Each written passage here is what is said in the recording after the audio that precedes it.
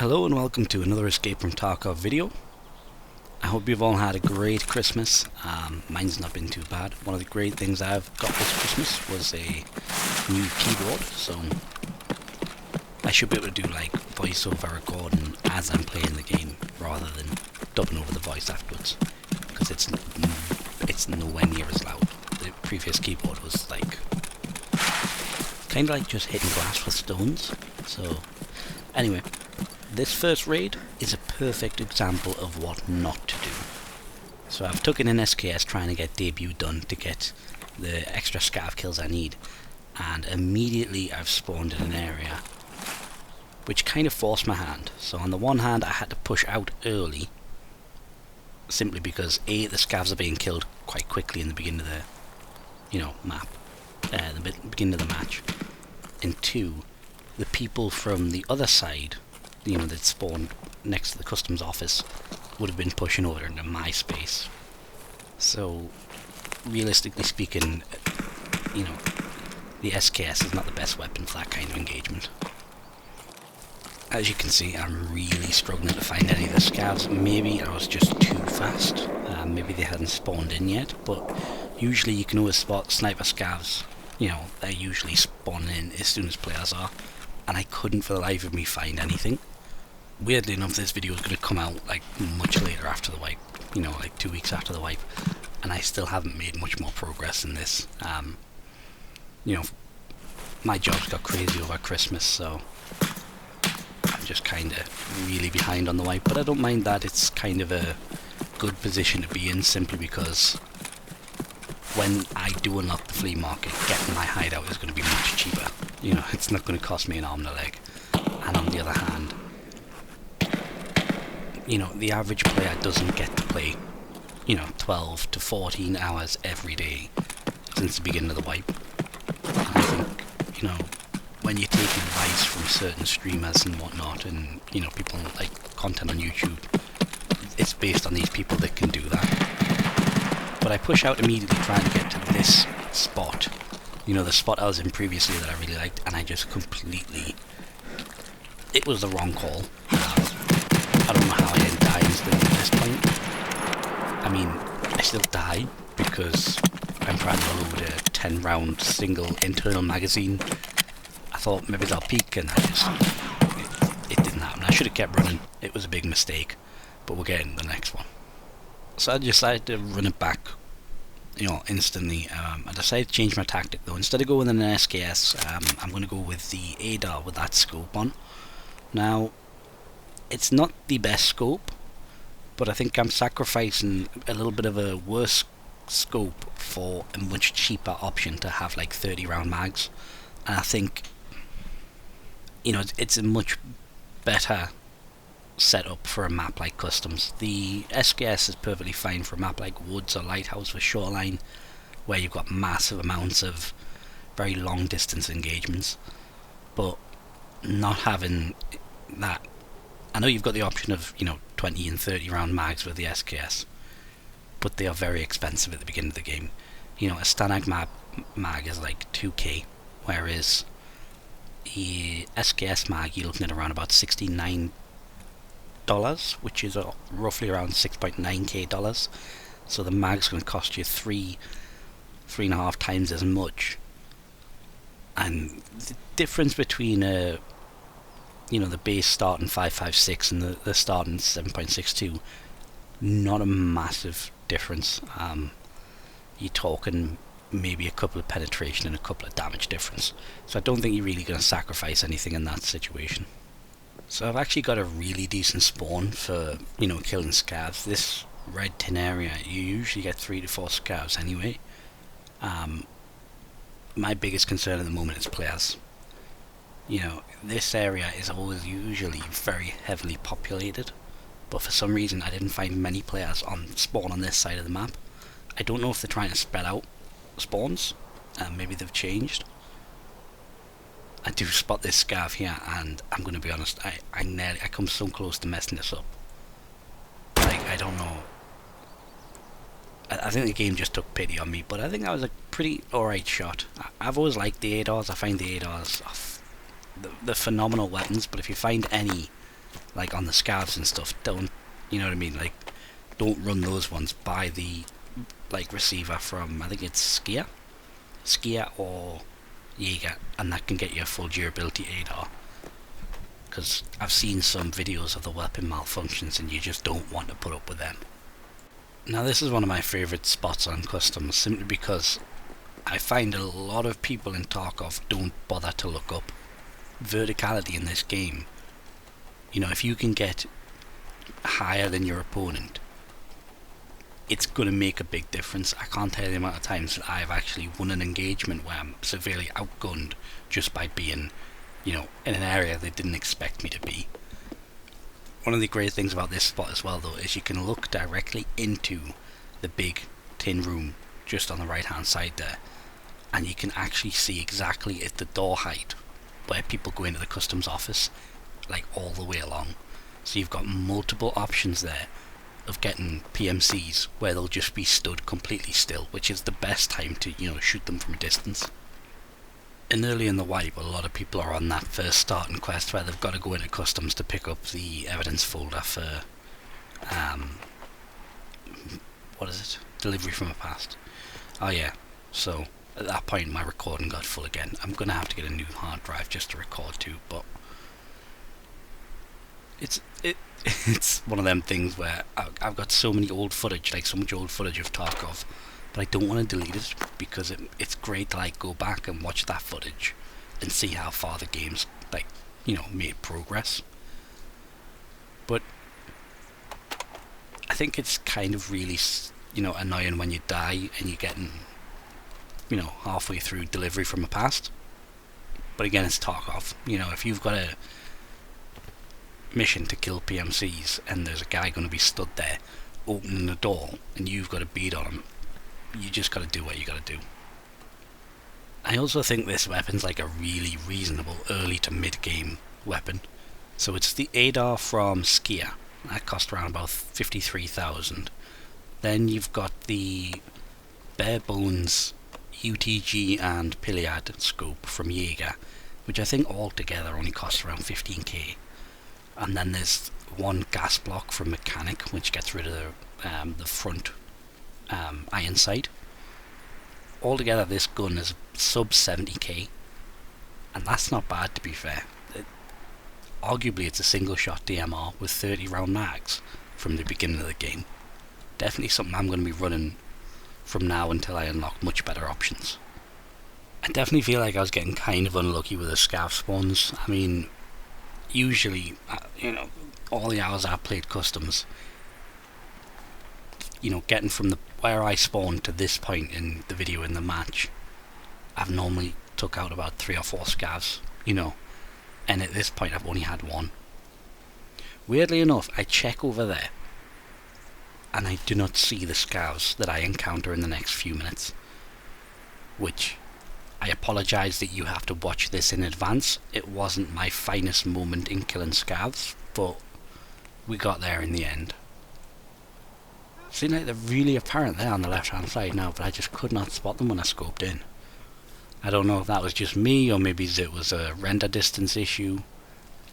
I think the weird thing is as well is a late game engaging scavs is completely different to the beginning of a wipe. Like at the beginning of this wipe, it is entirely possible for me to take one buckshot to the chin and die.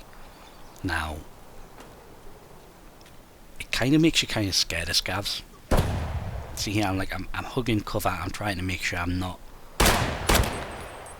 you know, too exposed. I do think this is a clean rifle though. I think the optic might not be the best choice, but I think it still does the job. Now this guy, this scav on here, he almost has me. Like, the amount of damage he does to my right arm just from one buckshot is insane. I think it was, no, it's not buckshot, it's SKS, I think. But yeah, M855 is a nice run. I remember the time when you didn't even need to reload your mags in the game, you just dragged over the, you know what I mean, there was no there was no penalty to reloading your mags. You just dragged the stack of bullets onto the mags and immediately you had a full mag. But yeah, so that was debut done. Now luckily I hit this guy with a headshot because he was wearing that Untar armor, which is a level 3. M855, you probably would have eaten about 3 or 4 rounds of that, and scavs don't seem to experience aim punch anywhere near the same that, you know, PMCs experience it. If you're shooting a scav and you're trading bullets, your aim's going all over the place when he is just hit scanning you.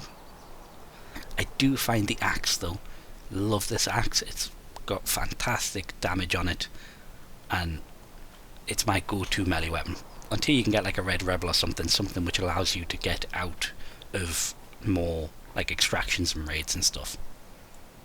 As a sidebar though, has anyone got anything decent from the Tarkov drops at the moment? Because I literally got, you know, 3 common drops, 1 rare drop, and I think I got like a shovel, a power supply, and the MP155 shotgun, and that was it.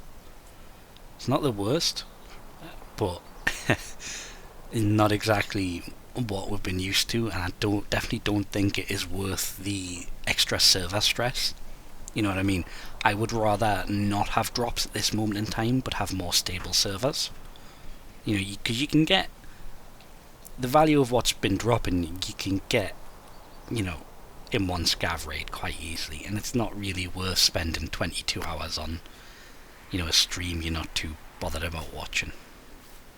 So I've kind of just given up on the drops. I think at the end of the day it's not really worth it. But at the moment in this raid I'm just trying to get out. I've got the scav kills I want. I just want to get on to the next quest. Because at the beginning of the wipe it's about progress. You know, the more quests you can do, the faster you can level up. The faster you can level up, the quicker you get available better gear, better weapons from the vendors. And the moment you get that stuff from the vendors, money's not really the issue. The issue is having access to that higher tier gear, higher tier armor, higher tier ammo. Once you've got access to those things, it's not so much about money. I've never found that Tarkov itself, you know, I've never struggled to make money on Tarkov. You load up a scav raid on night time, you fill your arse up, you get out and sell it. It's about whether or not you can actually buy what you want to buy from the vendors, which is why I really like the flea market changes. You know, not being able to buy the top gear stuff. I think at the end of the day, if you find a slick in raid early in the wipe, that should be like, you know, massive. You should be like a Terminator. But you shouldn't be able to just, you know, find a labs keycard, go into labs, kill raiders, then now everyone with the money and the flea market opportunity has tier 5 armor. I definitely think that change has made the sort of the early to mid game transition last a bit longer. It's never really impacted me so much, simply because I never tend to run end gear kits all the time. I prefer to run a budget setup and then kill someone and take their gear, simply because I feel like if I kill someone with a kitted out SVD and they've only got like a hunter or a SKS, I feel like I've come away worse in that trade. Does that make sense? I've spent money on this gun and I've killed someone and I haven't really got a better gun. If, you know, I would much prefer taking in a Mosin, an SV98, a basic ADAR, a basic AK, and then, you know, kill a PMC and take their weapon and have that weapon be like really good, if that makes sense. I mean, everyone likes good loot, but I'd much prefer when, you know, I trade against someone and get it like come out on top. Every time you kill someone and they don't have as good gear as you, it just feels like kind of like meh. Unless it was like, you know, you got quest progression for that. That's why I've always liked Rag to Riches playthroughs, and I've always liked, you know, hatchet runs and stuff. My first wipe play, and I was doing a hatchet run on Shoreline, and I remember getting murdered by Sequisha, so that was fun. But as you can tell, because the video has returned to a normal place, there's going to be some action in the following clips. Now always check this spot on customs, because even if you know it's going to be looted, it's worth checking, simply because 9 times out of 10 the time you don't check is the time it's going to have a red keycard spawn there, or, you know, something amazing like a key tool. There's tons of little loot.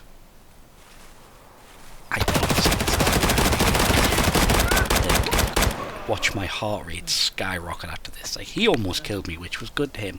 I feel like I shouldn't be alive, Simultaneously, though, I've been in his position, and I think the problem was he was kneeling down, like he was fully prone. If you're fully prone, you can only hit the legs, and in that situation, I don't think like he could do enough damage to my legs to kill us fast enough. But I've been in that situation before where you've, gone prone to have a, bit more cover, a bit more stable fire, like position, and it's just backfired completely. I don't think I deserved to win that fight, but it's Tarkov. I'm not certain whether he ran out of ammo or I got a really lucky headshot that put an end to him, you know what I mean? Like, I'm not certain which way it would have went if I had, like, missed that shot that did kill him. But you can just witness me struggling to loot this guy and prioritising loot over, because he had a lot of loot. I probably shouldn't have picked up the VSS. I'm going to be honest with you. I wasn't really looking at the durability. I should have probably kept more of this stuff, like more of all of, the stuff in his pack. But I was panicking. You can see my heart rate is, just continuing to go higher. I love this game. It is the only game that doesn't make me, like, really get invested. But he had a lot of dog tags. Like, he must have killed, I mean, at least 4 PMCs, because I got one off him. So yeah, he must have killed 4 PMCs, and I don't know whether he just didn't want them in his secure container, or, like, I don't know what loot was in his secure container, because he had a ton of good loot in, like, his cases and stuff. Like, that fire steel, that should have been in his secure container. I don't know. Please tell me I picked that up. Oh, thank Christ. It's a really nice MP5, I'm going to be honest. It's very basic, but I really like the optic, and I'm going to be honest, I was going to take that MP5. I don't care what it took.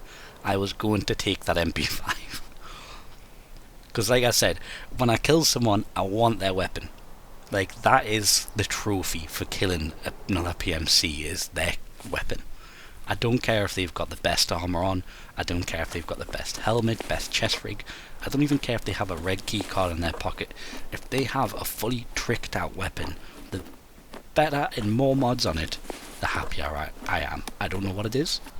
If I see an SR25 with all of the modifications in the world, I will completely go blind to the fact that they could have, a red key card or a key tool on their belt. But that is going to be about it for this episode. I'm just slowly limping to extraction with all of my ill-gotten gains. Debut done, another raid survived, and I'm going to be honest, wasn't my finest hour, but I liked the weapon, and it was a good raid. Heart rate peaked at 140. I don't think I could have asked for more. Now, the next episodes, they're going to be a bit more difficult, because I haven't been hammering, like, I haven't probably played a raid in the past week, over the Christmas period and whatnot. So I'll definitely be playing from behind, but let's make some good progress going into the new year. And, let me know down below how your Christmas was, what your favourite gift was, what favourite gift did you like giving, anything like that. But I hope you're having a good day, and I'll see you next time.